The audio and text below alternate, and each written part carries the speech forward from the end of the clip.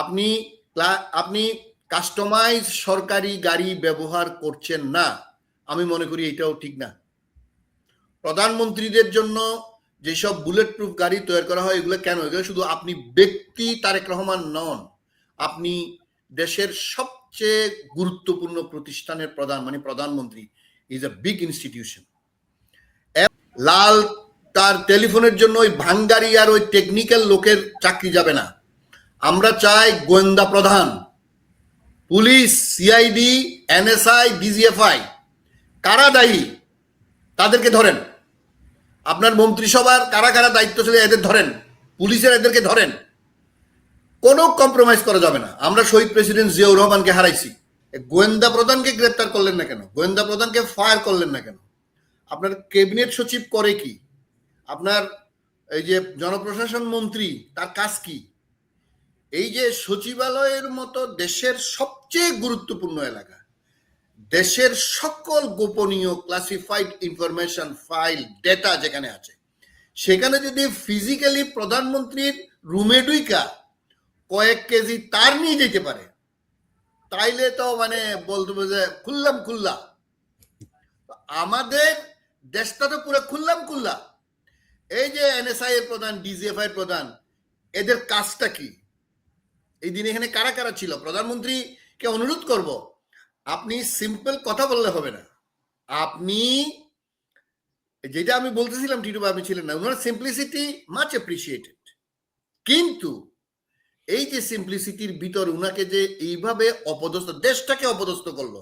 প্রধানমন্ত্রীর রুমের লাল টেলিফোন চুরি, মানে আমি কি জনাব প্রধানমন্ত্রী আপনাকে জিজ্ঞেস করব যে আপনার সিম্পলিসিটির কোনো গুরুত্ব এরা দিচ্ছে বলে কি আপনি মনে করতেছেন? ওরা মনে করতেছে আপনি সবকিছুতেই নরম, সবকিছুতেই আপনি মাফ করে দিবেন।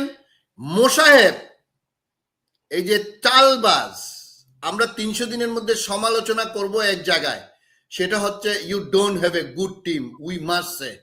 আপনি আমাদের কথা শুনেন আর না শুনেন, আপনার প্রধানমন্ত্রীর দপ্তরে, আপনার মন্ত্রিসভায় আমরা উইজডম দেখতেছি না। অবশ্যই তারুণ্যের প্রভাব থাকবে, অবশ্যই বুদ্ধিমান বুদ্ধিভিত্তিক লোক আছে, আমরা জানি, আমরা সেগুলো প্রশংসা করি এবং করব, কিন্তু আপনার মন্ত্রিসভায় কোনো উইজডমওয়ালা 2-3 জন ছাড়া আমরা লোক দেখছি না, নাম্বার 1। নাম্বার 2 হচ্ছে আপনার দপ্তর নিয়ে শুধু শোনা যাচ্ছে London group, Dhaka group, Bogura group, এগুলো সত্যি মিথ্যে জানি না।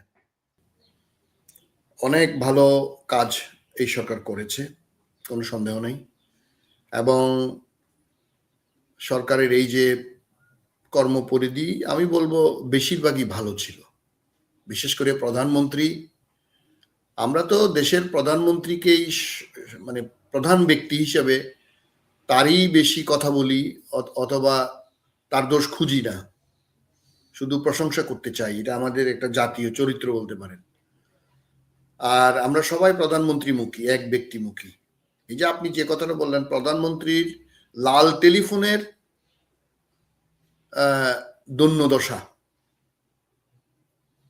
এটা তো শুধু একটা তার চুরি না। প্রধানমন্ত্রীর লাল টেলিফোনের তার চুরি হয়েছে কোরবানির বন্ধে, এবং ওনার ক্যাবিনেটের যে রুম, মানে মন্ত্রিসভা যেখানে মিটিং হয়, ওখানে জনপ্রশাসন মন্ত্রণালয়ের ক্যাবিনেট সেক্রেটারি সহ বেশ কিছু তার কেটে চোরেরা নিয়ে গেছে। 2 জনকে দেখলাম গ্রেপ্তার করছে।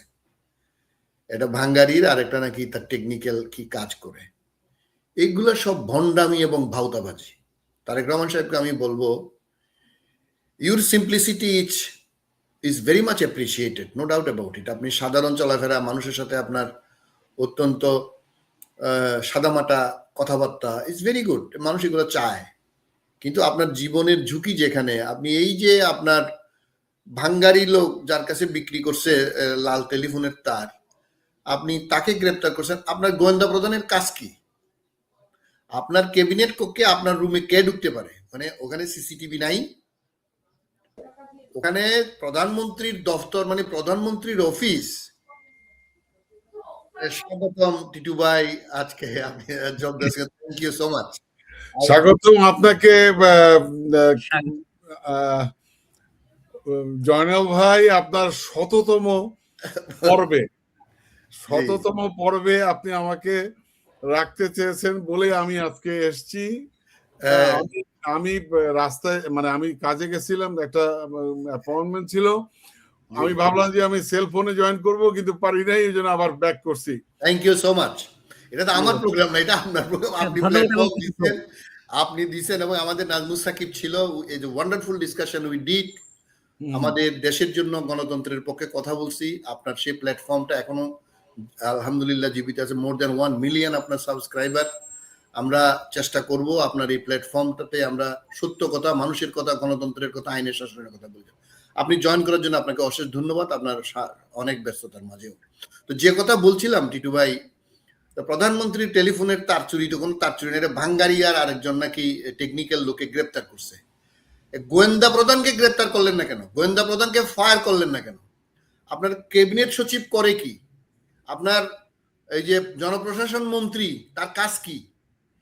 এই যে সচিবালয়ের মতো দেশের সবচেয়ে গুরুত্বপূর্ণ এলাকা, দেশের সকল গোপনীয় ক্লাসিফাইড ইনফরমেশন, ফাইল, ডেটা যেখানে আছে, সেখানে যদি ফিজিক্যালি প্রধানমন্ত্রীর রুমে ঢুইকা কয়েক কেজি তার নিয়ে যেতে পারে, তাইলে তো মানে বলতে যে খুললাম খুল্লা।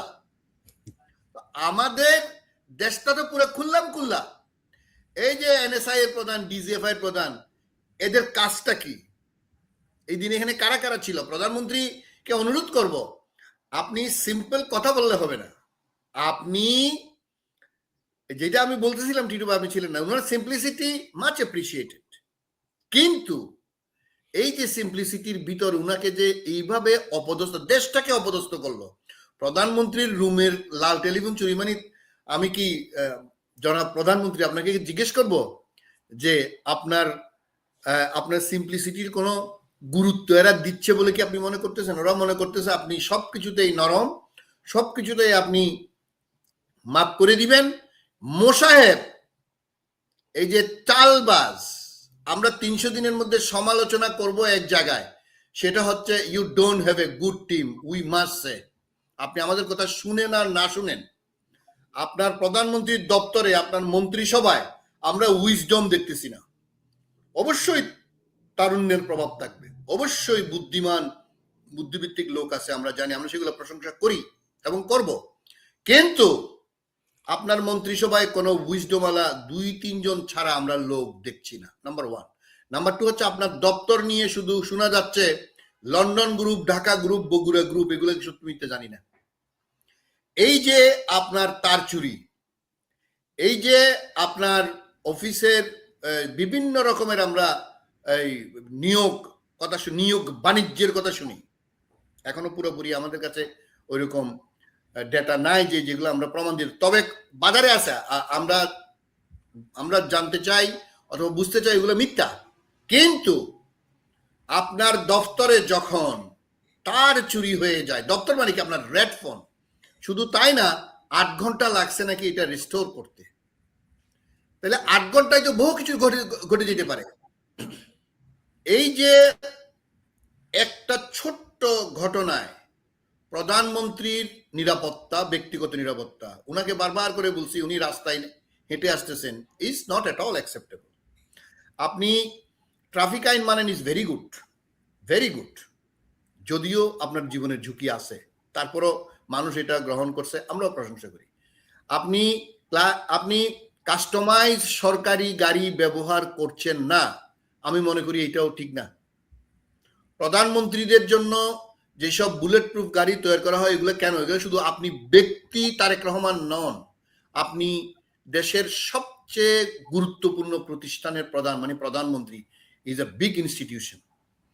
এবং এখন দেখা যাচ্ছে, এবং আপনি যে রাস্তায় হাঁটতে নামেন, এটা অত্যন্ত ঝুঁকিপূর্ণ বলে আমি মনে করি। এবং সর্বশেষ তার চুরি মানে হচ্ছে, আপনাকে অনেকে মনে করতেছে he is so simple, we can do whatever we like, he won't do any kind of counter measure. এটা যদি, অর্থাৎ আমার সিম্পলিসিটিকে যদি কেউ আমার জীবনের জন্য ঝুঁকির উপর প্রলুব্ধ হয়ে কেউ যদি আগায় যায় আমাকে ধ্বংস করতে, তাহলে সেই সিম্পলিসিটির 2টা পয়সার মূল্য নাই, এবং এগুলো আপনি করবেন না দয়া করে। আমরা চাইব লাল তার টেলিফোনের জন্য ওই ভাঙ্গারি আর ওই টেকনিক্যাল লোকের চাকরি যাবে না। আমরা চাই গোয়েন্দা প্রধান, পুলিশ, সিআইডি, এনএসআই, ডিজিএফআই কারা দায়ী তাদেরকে ধরেন।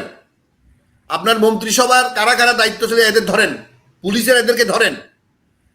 কোনো কম্প্রোমাইজ করা যাবে না। আমরা শহীদ প্রেসিডেন্ট জিয়াউর রহমানকে হারাইছি, উনিও এই জীবনের ঝুঁকিকে খুব একটা গুরুত্ব দেন নাই। চট্টগ্রামে ওনাকে যাওয়া ওই দিন নিষেধ করা হয়েছিল, আমরা ইতিহাস থেকে জানতে পারি।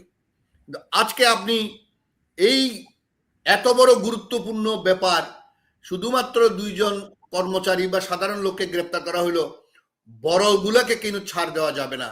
আমি আর বিষয়ের কথা না বলে শুধু এটা বলবো, প্রধানমন্ত্রীর নিরাপত্তা এবং প্রধানমন্ত্রী সহ আমাদের দেশের আপনার ইনফরমেশন, গুরুত্বপূর্ণ তথ্য, এগুলো যাতে সংরক্ষণ করা যায়, এগুলা মোস্ট কনফিডেন্সিয়ালি, যাতে এগুলা আমরা আমাদের দেশের স্বার্থে এবং প্রধানমন্ত্রী কার্যালয়ের স্বার্থে, প্রধানমন্ত্রীর স্বার্থে যাতে এগুলা সিক্রেট এবং কনফিডেন্সিয়াল থাকে, সেই জন্য যথাযথ ব্যবস্থা বাংলাদেশের কর্তৃপক্ষ নিবেন এবং প্রধানমন্ত্রী নিজের ব্যাপারে আরো সচেতন হবেন বলে আমি আশা করি। ধন্যবাদ। ধন্যবাদ আপনাকে।